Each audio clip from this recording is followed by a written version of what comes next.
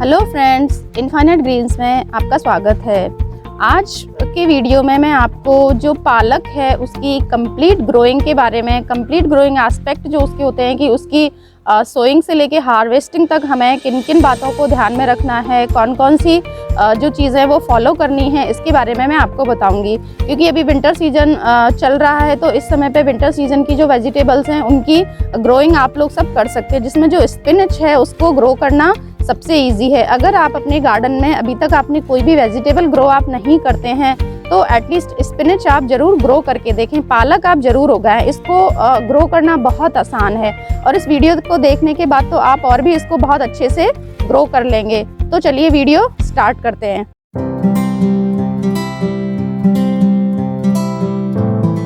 तो फ्रेंड्स, सबसे पहले तो किसी भी चीज़ को ग्रो करने से पहले हमको उसके जो सॉइल प्रिपरेशन है उसको ध्यान में रखना होता है कि जो जैसे हम पालक उगाने वाले हैं तो हमें मिट्टी कैसी लेनी है।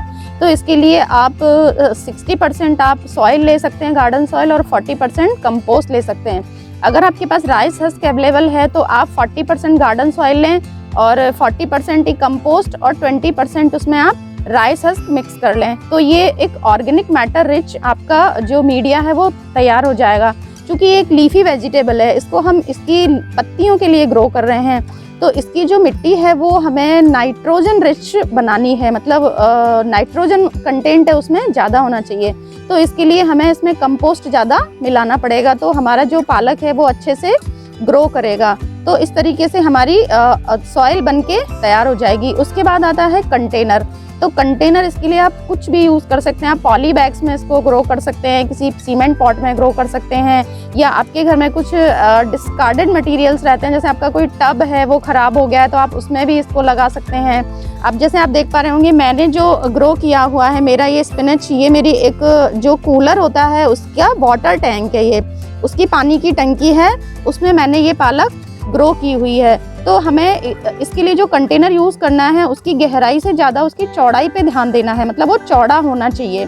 गहराई उसकी 6 इंचेस होगी तो भी हमारे लिए काफ़ी है। कई बार 4 इंचेस में भी हम ग्रो करते हैं तो भी ये आसानी से ग्रो हो जाता है। तो इस तरीके से हमें इसके लिए कंटेनर लेना है और कंटेनर में हमें ड्रेनेज होल का ध्यान रखना है कि उसमें प्रॉपर ड्रेनेज होल हो।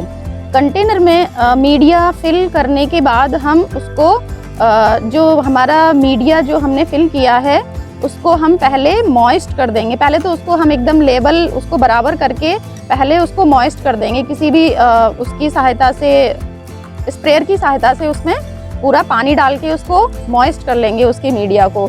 मीडिया के मॉइस्ट हो जाने के बाद हम उसमें सीड सोइंग करेंगे। तो सीड जब आपको लेने हैं तो एक चीज़ का ध्यान रखना है कि कभी भी एक्सपायरी डेट के सीड आपको नहीं लेने हैं। आप अगर आपके सीड एक्सपायर्ड डेट के होंगे, पुराने होंगे बहुत ज़्यादा, तो उनकी जो वाइबिलिटी होती है वो लूज़ हो जाती है और उनका जर्मिनेशन बहुत अच्छे से नहीं हो पाता है। तो हमेशा जब भी आप वेजिटेबल्स ग्रो करें तो हमेशा जो फ्रेश सीड्स होते हैं वो ही आप यूज़ करें, पुराने सीड्स यूज़ ना करें। तो हमें इसके मीडिया को मॉइस्ट करने के बाद जो हमारे सीड्स हैं उनको हमें पूरे जो हमारा कंटेनर है उसमें स्प्रिंकल कर देना है। स्प्रिंकल करते टाइम ध्यान रखना है कि कोई भी सीड ओवरलैप नहीं होना चाहिए और बहुत ज़्यादा पास भी नहीं होने चाहिए, तो जिससे कि नहीं हमारी जो पालक उगेगा वो बहुत ज़्यादा घना हो जाएगा और उसकी ग्रोथ अच्छी नहीं हो पाएगी। हालांकि हम बाद में उसकी थिनिंग भी कर सकते हैं अगर मान लो बहुत ज़्यादा घना हो गया है तो अगर आप घना स्टार्टिंग में आपको लगता है कि पता नहीं सीड उगेंगे या नहीं उगेंगे, कई बार जब पहली बार ग्रो करते हैं तो ये भी टेंशन रहती है दिमाग में, तो आप उसको ज़्यादा सीड्स डाल दें, लेकिन बाद में उसकी थिनिंग आप कर सकते हैं कि जो कुछ पौधे जो बहुत ज़्यादा पास उग गए हैं उनको आप निकाल सकते हैं और कुछ पौधों को आप छोड़ देंगे उसमें। तो इस तरीके से उसकी थिनिंग हो जाएगी, तो जो नंबर ऑफ़ प्लांट्स है वो प्रॉपर हो जाएंगे उसमें। तो उसके बाद जब हमने सीड स्प्रिंकल कर दिए उसमें, उसके बाद हमें थोड़ा सा हाथ से उनको हल्का सा ऐसे हाथ उस पर रख के प्रेस कर देना है, ज़्यादा जोर से नहीं दबाना है, जस्ट ऐसे कि हम दोबारा से उसकी वाटरिंग करें तो वो सीड्स हैं वो अपने प्लेस से डिस्टर्ब ना हो, मतलब जब पानी दें तो वो इधर उधर ना जाएँ सीड्स। अगर जहाँ हमने उनको प्लेस किया है वो वहीं पे उनका जर्मिनेशन हो तो ज़्यादा बेटर है। इसके बाद हम उसके ऊपर जो हमने मीडिया इसमें यूज़ किया है उसी मीडिया की एक फाइन लेयर लगा देंगे ऊपर से। बहुत ज़्यादा मोटी लेयर नहीं लगानी है, थोड़ी सी पतली सी मिट्टी की लेयर लगा देंगे। उस लेयर लगाने के बाद हम उस पर फिर से किसी भी स्प्रेयर की सहायता से पानी डालेंगे। ऐसे बहुत ज़्यादा किसी बॉटल से या इस तरीके से पानी नहीं डालना है तेज़, जिससे हमारे बीज डिस्टर्ब हो जाएं। तो किसी स्प्रेयर की सहायता से हल्के से उसको मॉइस्ट कर देना है। इसके बाद आप जिस भी कंटेनर में आप ग्रो कर रहे हैं उस कंटेनर को आप चाहे तो फुल सनलाइट में भी रख सकते हैं, क्योंकि अभी विंटर सीजन है तो कोई प्रॉब्लम नहीं है, या पार्शियल शेड में भी रख सकते हैं। जैसे आप देख रहे होंगे मेरा जो ये पालक है ये नेट के नीचे रखा हुआ है, नेट है इसके ऊपर, लेकिन एक साइड से ये खुला हुआ है तो इस पे पूरा सनलाइट आती है पूरा टाइम। तो देखिए इसकी ग्रोथ कितनी अच्छी हो रही है। तो इसके बाद सीड सोइंग के बाद हमें फिर वेट करना है कि इसके जर्मिनेशन के लिए। तो फ्रेंड्स ये देखिए 5 दिन के बाद हमारे जो पालक के सीड्स हैं वो जर्मिनेट हो चुके हैं और बहुत ही अच्छा जर्मिनेशन हुआ है। लगभग आप ये मानिए 95% सीड्स इसमें जर्मिनेट हो गए हैं, क्योंकि ये सारे फ्रेश सीड्स थे तो इनका जर्मिनेशन अच्छा हुआ है।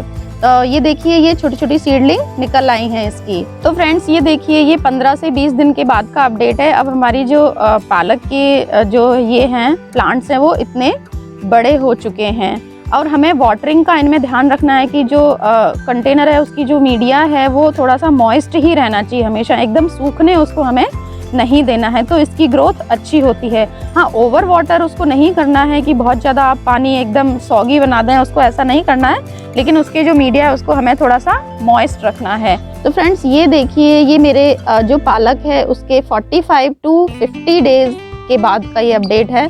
ये अब कंप्लीट हार्वेस्टिंग के लिए तैयार हो चुका है। देखिए कितनी बड़ी बड़ी लीव्स इसकी हैं और कितनी हेल्दी हैं, बिल्कुल ग्रीन हैं। तो अब मैं आपको इसकी हार्वेस्टिंग भी करके दिखाऊंगी। तो चलिए हार्वेस्टिंग करते हैं। तो इसकी हार्वेस्टिंग हम ऐसे कर लेंगे, आप हैंड प्लकिंग भी कर सकते हैं आप, और कैंची की सहायता से भी इसको कट कर सकते हैं। बहुत ज़्यादा नीचे से हमें इसको नहीं काटना है, क्योंकि अभी हमें इसकी मल्टीपल प्लकिंग्स करनी है। अभी तो हमें कम से भी कम इसकी 2 या 3 प्लकिंग और हो जाएंगी, इतना हमें इसमें स्पिनच मिलेगा।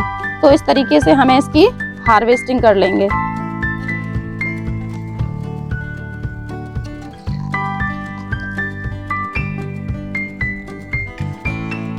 तो देखिए फ्रेंड्स ये हमने कुछ पालक की हार्वेस्टिंग कर ली है। आप देखिए वीडियो में मैंने बहुत थोड़े से ही प्लेस में से इसकी हार्वेस्टिंग की है, पूरे की अभी नहीं की है क्योंकि वो एक साथ बहुत ज़्यादा हो जाएगा पालक, इसलिए थोड़ी सी हार्वेस्टिंग की है। तो आप इसको किसी भी तरह से यूज़ कर सकते हैं। आप इसके पकौड़े बना सकते हैं, पालक पनीर बनाइए, आलू पालक की सब्जी, रायता, भुजिया, कुछ किसी भी तरीके से आप इसको यूज़ कर सकते हैं। और ये आपका फुल्ली ऑर्गेनिक पालक होगा, इसमें कोई भी केमिकल यूज़ नहीं किया है।